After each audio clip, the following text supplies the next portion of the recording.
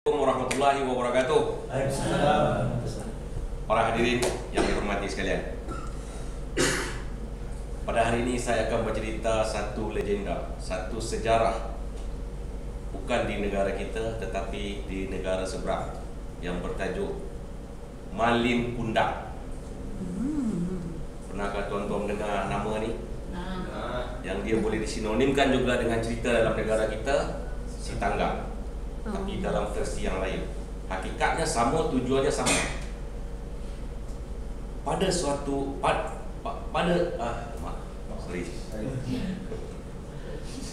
di sebuah daerah di negara Indonesia, di pesisir pantai, tepatnya di Sumatera Barat, hiduplah sebuah keluarga dengan seorang anak yang bernama Kundang. Kundang ini adalah nama yang diberikan oleh bapanya, dan bapanya ini ialah berketurunan Malin. Jadi nama Malin tadi adalah nama keluarga. Pada usia yang sangat muda sekali, dalam belasan tahun, ayah Malin Kundang tadi telah meninggal. Kemudian hiduplah si Kundang ini dengan seorang ibu yang hidupnya sangat miskin. Buat kata pepatah, kais pagi makan pagi, kais petang makan petang. Hidupnya memang terlalu daif. Tetapi Malin Kundang ini ialah seorang anak yang cerdas, anak yang gagah, dan anak yang bersemangat tinggi. Pada usia yang semuda ini, beliau banyak mempelajari seni-seni bela diri, seni-seni mempertahankan diri, sehinggalah Malin Kundang ini menjadi seorang pemuda yang gagah. Tetapi keluarga mereka tidak lari daripada kemiskinan. Mereka hidup di pesisir pantai, yang kerjanya seharian hanyalah menolong para nelayan yang hendak ke pantai. Hanya inilah kerjanya. Malin Kundang menolong dan dapat upah. Sehinggalah pada suatu hari datanglah seorang saudagar dengan kapal yang mewah berlabuh di pantai tempat Malin Kundang tadi, perkampungan tempat Malin Kundang tadi. Dan saudagar ini ialah saudagar kaya, turun ke pantai dan beramah mesra dengan penduduk yang ada di pantai tadi, yang kebetulan saudagar tadi ingin menjadi pekerja, pembantu pada kapalnya. Dengan senang hati dan dengan gembira, Malin Kundang minta kerja dengan saudagar tadi, dan saudagar tadi menerimanya. Dan bermulalah episod cerita yang Malin Kundang ini menjadi seorang atau mengikut saudagar yang kaya raya, sehinggalah bertahun-tahun dari satu negeri ke negeri lain, dari satu daerah ke daerah lain, sehinggalah Malin Kundang tadi menginjak dewasa. Pada masa yang sama, semenjak Malin Kundang pergi dari kampungnya, ianya tidak ada kembali ke kampungnya. Malin Kundang semakin hari semakin berjaya. Malin Kundang semakin hari semakin disayang saudagar ataupun majikannya, sehingga Malin Kundang dikawinkan dengan anak saudagar tadi yang cantik dan jelita, bagaikan bidadari. Disinilah Malin Kundang ini lupa segala-galanya, lupa akan ibunya yang sudah beransur tua. Dari hari ke hari, hari berganti minggu, minggu berganti bulan, bulan berganti tahun, hinggalah pada suatu hari Malin Kundang ini telah diamanahkan untuk menjadi saudagar dan menggantikan bapak mertuanya.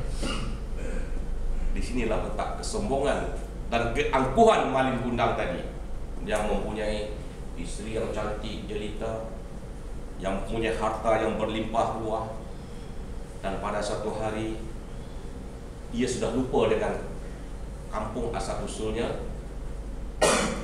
Pada hari itu kapal Malin Kundang tadi berlabuh di tempat di mana ia mula bertemu dengan saudagar dulu. Dan ketika itulah bila seorang yang sudah kaya turun ke pantai, dan semua cerita Malin Kundang turun ke pantai ini sudah dapat diketahui oleh rakyat jelata, oleh orang-orang kampung, sehingga sampai ke telinga ibunda yang Malin Kundang ini, yang ketika itu sudah mula uzur, sudah mula tua. Dengan bertongkat dan bertatih, sang ibu tadi menuju ke pantai, ingin berjumpa anak kesayangannya yang sekian lama tidak pernah berjumpa.